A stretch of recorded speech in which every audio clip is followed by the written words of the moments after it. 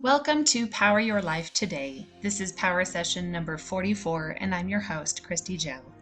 Today, you are listening to one of the episodes in our series, Surviving Then and Now, presenting the world with more understanding, insight, and tools to prevent suicide. I lost my oldest brother in 2012 to suicide through a series of unfortunate events that happened quickly. I miss him terribly and am reminded of his absence often. Since that time, I have really wanted to understand more of the psychology and emotions that can lead into this state of mind. Bullying is a very real problem, and it's becoming more so every day. Every child wants to be accepted. In this interview, 18-year-old Kayla Moyle shares how depression hit at a young age. Bullied for her weight, the way she looked, and called names because of her thick curly hair she put in a ponytail, she is now sharing her story today to help other teenagers or young children who might be going through this. We hope this interview opens your mind and your heart, that you're filled with compassion, and that you go out to be more mindful of the people around you each day. Growing up, I was just with my mom and my dad. We moved from Tooele to Salt Lake. We moved in with my grandma. We moved in with other people. We moved constantly. And eventually we moved back in with my grandma. Um, I was probably around 9 years old when that happened, when we moved back in with my grandma in Salt Lake. And that mom had talked to me about, she had told me, she's like, I went to the doctor and she was telling me how, like, what depression is and just how she's been sad. And I knew that my mom was not happy with my dad. I mean, my dad was this, I don't even consider him a father figure. He's this demon that is stuck in my life forever. And, going home from school, I remember sitting outside crying because I knew going in there I was gonna get beat from my dad. Um, and when I was 10, my brother was born. My brother that I'm extremely close with, but that's also when I was diagnosed with depression. And I remember telling my doctor, and I remember telling my mom about these thoughts I had that I am not supposed to be here. I mean, this is coming from a 10-year-old. Yeah, I was just going to say 10 years old, you were having verbalized, or was it just all in your head? Did you ever say anything out loud? Yeah, it was out loud, it was in my head, it was everything. And especially, hearing my dad say that I was not wanted by him. And my mom always being at work because my dad couldn't keep a job. Just this 10-year-old little girl just felt so helpless, so unwanted, that she didn't have a place.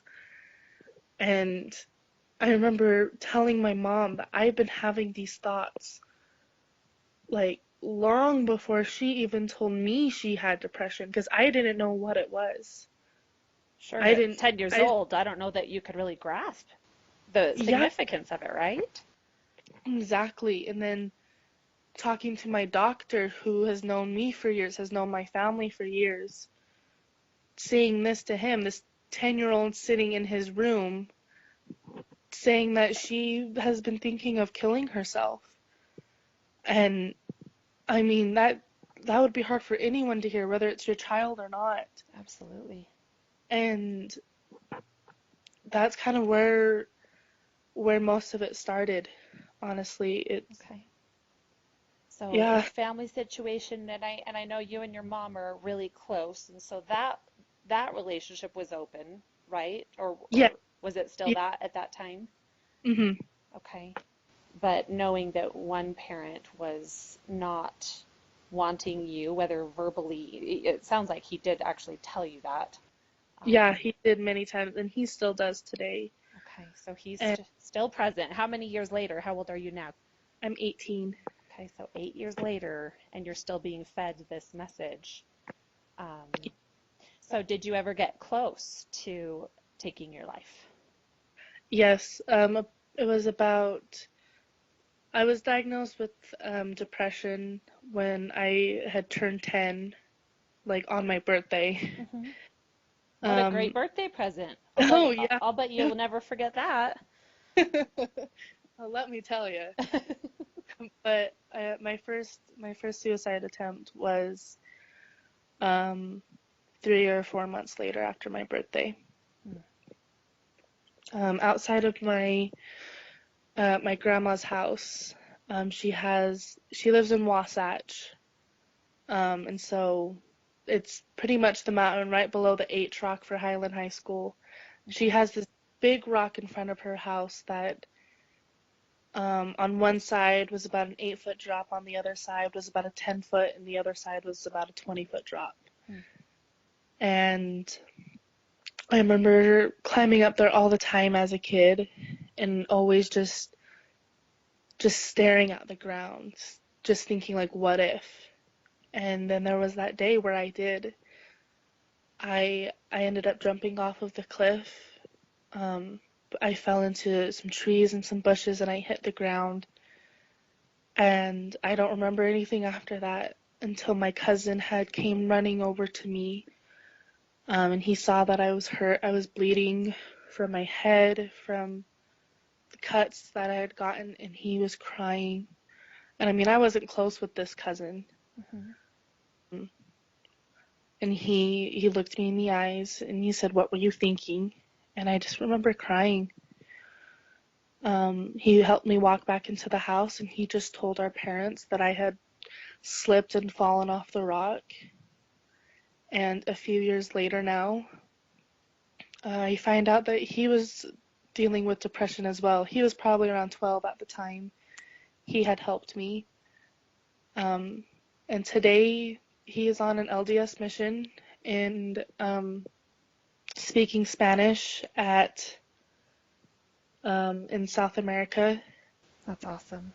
And I get letters from him and he's always telling me, stay strong. Like, think back to your first time, your first attempt, and then look at how far you've come.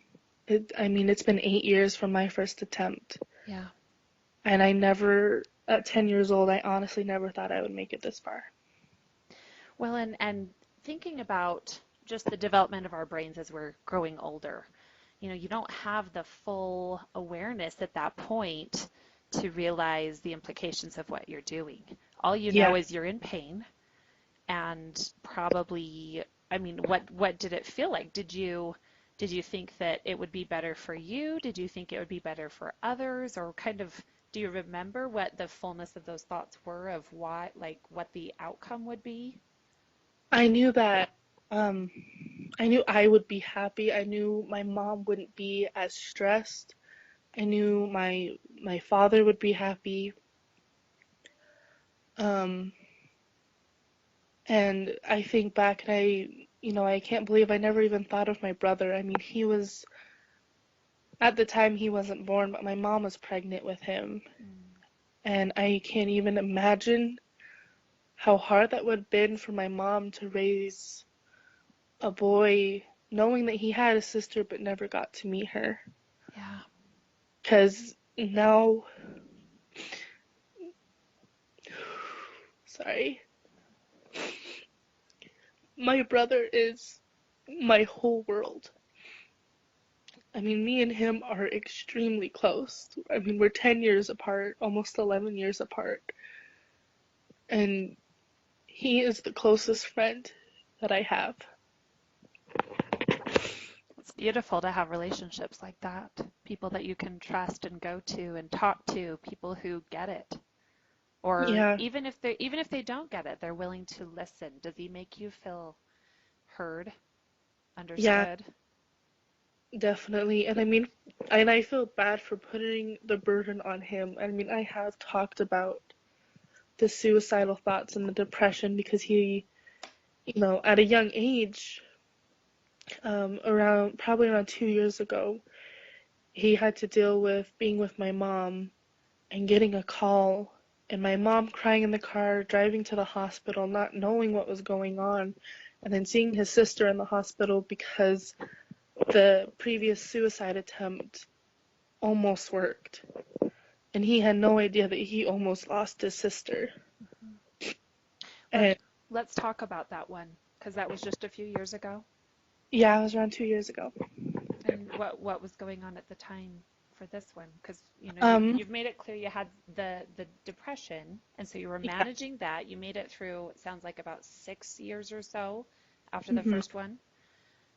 It was my sophomore year in high school. Okay. And I mean, talking to my other friends, their sophomore year was their hardest, and so was mine. I got bullied so bad for my weight, the way I looked, because I was different, because my body was built different. I wasn't built as a petite, skinny girl. They called me fat. They called me a boy because my body built was like a football player, pretty much. I had very broad shoulders. I had very muscular legs just naturally. And I was made fun of that because I was different. I was made fun of because of my hair was curly and it was thick. And I was made fun of because I always put it in a ponytail because we didn't have the money for me to get it cut or to get stuff to help me take care of it. And one day I snapped. I couldn't deal with the bullying. I couldn't deal with having to go to the lunchroom, get lunch, and look around this lunchroom, which is huge, and sit there alone. And I ended up always taking my food into the bathroom, and I remember sitting in the stalls eating lunch alone and crying. And then I would get made fun of for that because I had no friends. And so one day I got home from school early, and I didn't know what else to do. I looked into the medicine cabinet and I took everything that we had. I took my prescription medication for my own stuff, my mom's, my brother's, just everything. And one of my best friends came to check on me because she knew I was going through a hard time, and she lives on the other side of Utah. And she drove all the way up here to check on me, and she finds me passed out in my bed and ends up calling the police and being taken to the hospital, and then having my friend call my mom.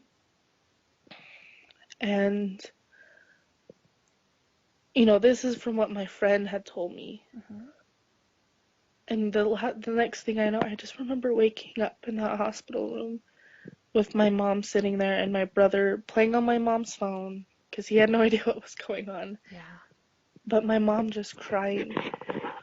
And later, I remember my brother asking, what happened? And he was only 5 or 6 at the time.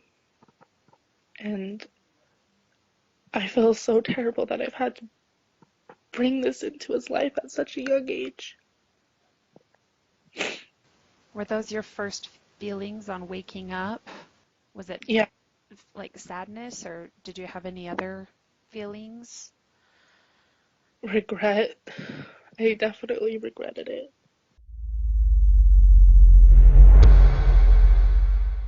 Were you ever angry? Part of me regretted that I would even think of doing that, but part of me was also angry because it didn't work. Because I knew, and I think subconsciously I knew that, taking a whole bottle of ibuprofen and Tylenol isn't going to do anything. You're just going to have a huge stomach ache. And but it's not going to kill you. And I was mad at myself for that. I was mad because I didn't think of that at the time. But looking back at today, I'm glad that I did take the pills, because if I had done something else and it did succeed, again, I can't even imagine the impact on my mom and my brother. Right.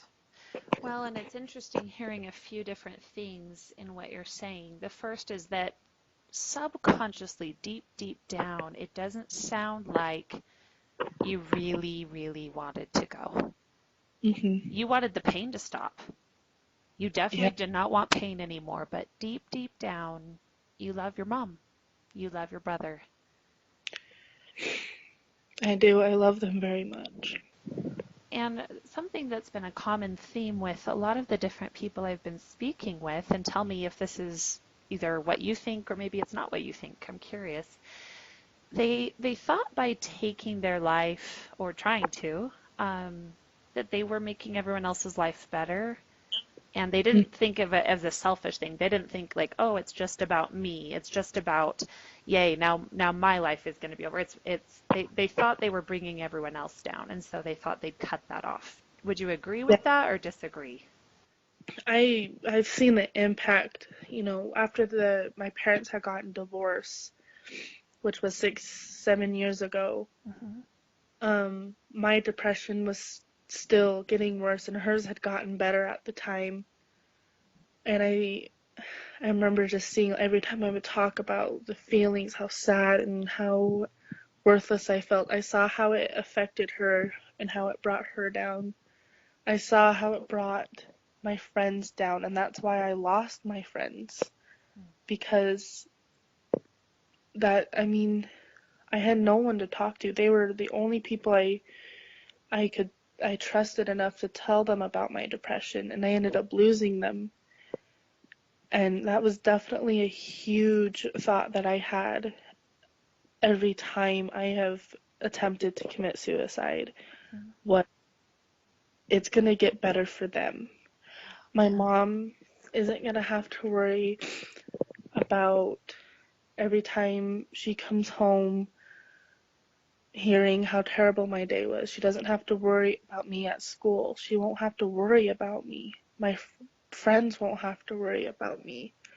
My mom would be able to live her life the way she wanted to instead of changing it and having it revolve around me, changing her plans on having it work around my therapy with my depression. She wouldn't have to change her life for me. And same goes for my brother. He wouldn't have to sit there and cry and ask questions. He wouldn't have to be confused. He wouldn't have to feel like he's not important because mom is so busy dealing with his sister. He would be important for once. And so, yeah, I completely agree with that. I never saw it as a selfish thing, as if this is I want the pain to go away, so I'm doing this for me. It was always I'm doing this because everyone's life is going to get better if I am gone. Now, you talked about a lot of the bullying that's happened, and right now we're in summer 2017 recording this, so where are you at with your schooling? Are you getting close to being done? I ended up, I would be a senior in high school. I ended up dropping out of high school because of the bullying. Around 3 months ago, I was raped, and someone I thought I trusted, I told her about it. She ended up telling people at school, and it spread, and the bullying just got worse. I was told constantly on how worthless I was, how it is my fault. I should have fought harder, even if that meant losing my life. That I'm gonna go to hell, all of these nasty things, and I already tell myself that every day. I don't need other people telling me. So I ended up dropping out of high school and switching to an online school to try and finish up my schooling. So I'm currently still trying to graduate from my senior year in high school. Which is awesome, and good for you for still, hanging in there, finding a solution for the ruthlessness that other kids can have. And this was very recent that this has happened. No doubt you're still processing and going through a lot with that ordeal. So yeah, definitely. I mean, certainly the combination of all of these events don't make life easy, do they? No, not at all. So let's say somebody is listening to this who maybe has some similarities to you, and they're saying, "Oh my gosh, somebody who understands." Hmm. What would you tell them about waking up each day? What would you tell them about finding a reason to keep going? It's honestly, it's the little things that are going to keep you going. I mean, going through my therapy sessions to try and deal with the rape, one thing that my therapist brought up was she would have me close my eyes and she said, just think about being safe. What does it feel like to be safe? Is there a temperature? Is there a color? Um, and I told her like it feels warm, but at the same time it's cold. And the colors I kept seeing in my mind were black and white and all of this stuff. And my therapist ended up smiling at me when I was done. And she says, "Can you think of what you just described?" And I looked at her and I was like, "No." And she kind of laughed and she looked at me. She's like, "The warmth, but also the coldness. You described that when you first started seeing me on how you felt every time you competed with your swimming." And I look back and that's exactly how it feels when you jump into the water right as that buzzer goes off. The water is so cold, but as it just surrounds your body, you feel warm.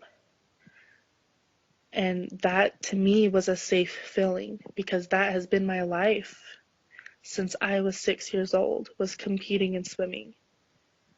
And the black and white was my dog, my therapy dog, who has been trained to notice when my depression or my anxiety or anything gets out of hand. He had broken out of his cage to stop me from killing myself one night.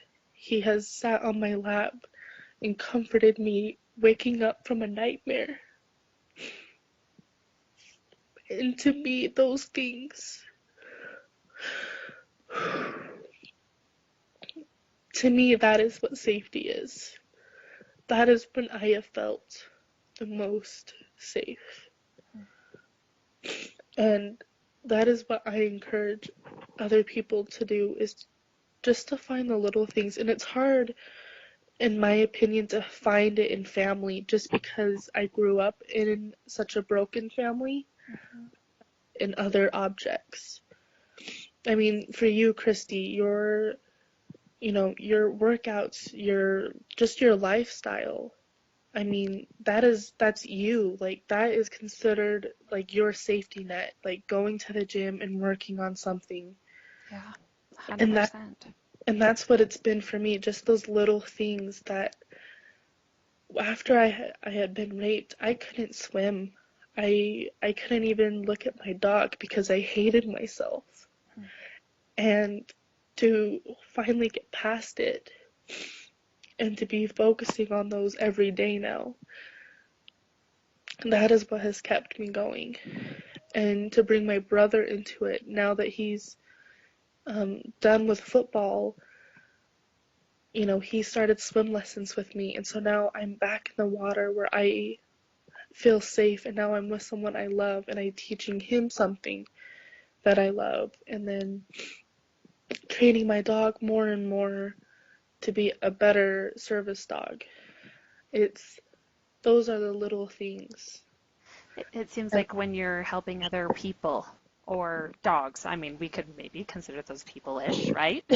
Yeah, that there's some power in that transmittal of knowledge or kind of outsourcing your focus on yourself.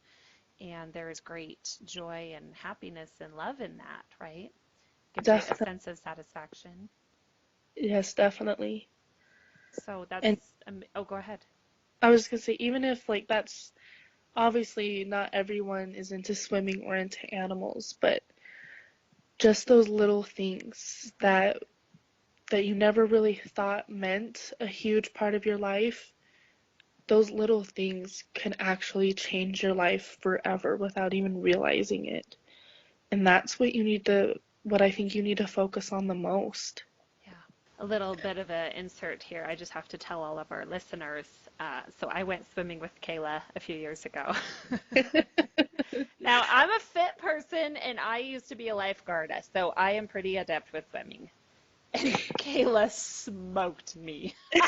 Like embarrassingly smoked me, and I just gave up. Do you remember I kind of got a little mad? You did. I was You like, did. I'm done. You just keep swimming. Yeah, you were just sitting there and you're like, just keep going. I'm like, are you sure I can help you? Like, just keep going. Okay. Look at you being so kind and helpful. And I'm just like pouting in the corner. Oh, that was a fun time. We do. I don't know. It might be worse. So with everything that's going on in present day, realizing every day keeps coming, new challenges, new rainbows, different ups and downs continue to come.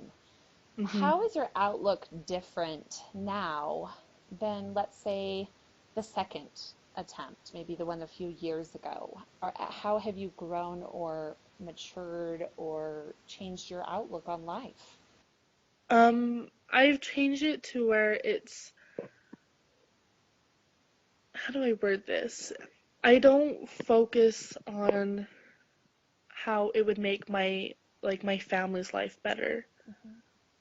That's not what I'm thinking about because even though I still have the suicidal thoughts, I know now that it's not going to make my mom's life better. It may seem like that in the moment, but in the long run, it's not going to make her life better. It's going to make her life difficult. And I wish I could go back to that young little girl after multiple suicide attempts right before I was about to, just to sit there in front of her and just to tell her, like, this is not going to change anything. This is going to make things worse. Hmm. Seem like it's going to fix things now, but after, like, say after your funeral, I mean, what mother wants to bury their child? Or what father wants to bury their child?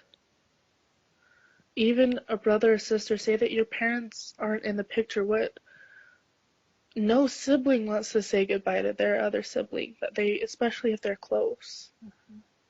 And I think that's where I've matured the most, is I've learned that it's not helping them. It's making their life harder. It's perspective opening, Mhm. realizing everything you've gone through from such a young age. And now at 18, you're the youngest one that I've interviewed for this series. It gives new perspective, and I'm hoping all of our listeners have expanded their perspective as well. I'm sure that's happened. Um, as we all consider just the day-to-day difficulties, ups and downs of life, there's a few things that, Kayla, my hope has been through doing this series, and maybe you can help me emphasize them a little bit more. But, the first thing being, let's change the stigma. Let's get rid of it. We don't need it anymore. Let's realize there is difficulty all around us, and when we're struggling with these thoughts or feelings, number one, we're not alone. We're not weird. It's actually quite, believe it or not, common. And what we need to do is open the dialogue and start having these conversations so that we can start finding some solutions and being heard, and maybe figuring out what that pain is, seeing if we can't, help it go away. I don't know. What do you think about that? Is that too trite for me to say? No, I completely agree with you. I mean, another one of my close friends that I made through my swim team, he struggled with depression, and that's actually how we became friends. Mm-hmm. Is he realized that something was wrong during one of our swim meets, and he pulled me aside, and he even said, he's like, this is probably too bold. Most people don't do this. He's like, but I have a feeling that there's something wrong, and there has been for a while. And I instantly started crying. And he looked at me and he said, do you struggle with depression? And he started crying, and we had this full-on conversation about our struggles and how we've gotten through different struggles and how we could help each other.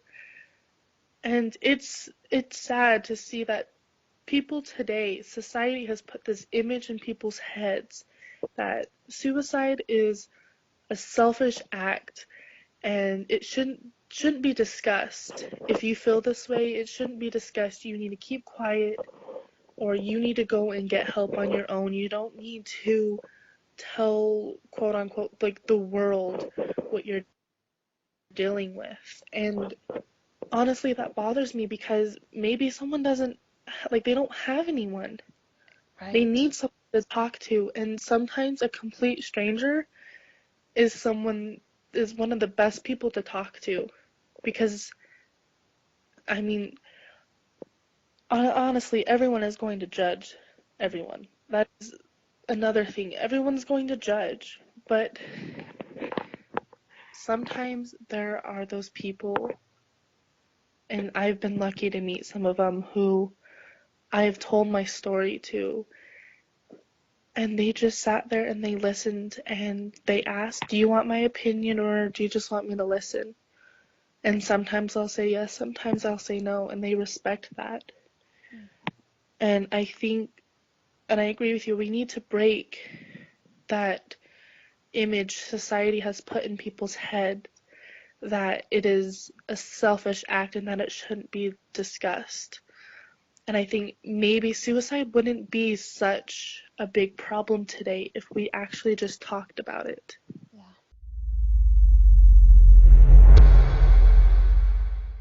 Well, I hope, all of our listeners today have appreciated the perspective. We thank you, Kayla, for your bravery, your courage. As someone who's known you for a few years now, I'll just say your growth, your development, your true beauty, your soul, like, it just continues to expand, and it's incredible to watch. You have been through more than I can ever imagine.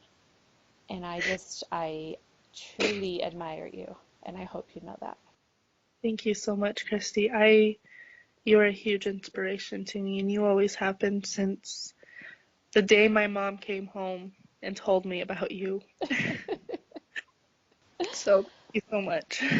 Well, your family means a lot to me, and I want to see you continue to grow, and I'm just excited to see how perhaps your beginnings create the openings to a new, complete life where who even knows what's possible. And only hindsight will tell you as you look back and say, wow, there was purpose in everything. Yep. So let's sit back. Let's let that time pass, yeah? Yeah. And let's watch what your life becomes. I can't wait. I'm excited. If this resonated with you, please share it with one person who comes to mind. Investing in yourself is the best investment you're ever going to make, because when you improve your life, everybody around you improves their lives too. Subscribe to this channel so you are really sure to catch our next power session together, so you can continue to power your life to one of more service, value, and love. Until then, power your life today.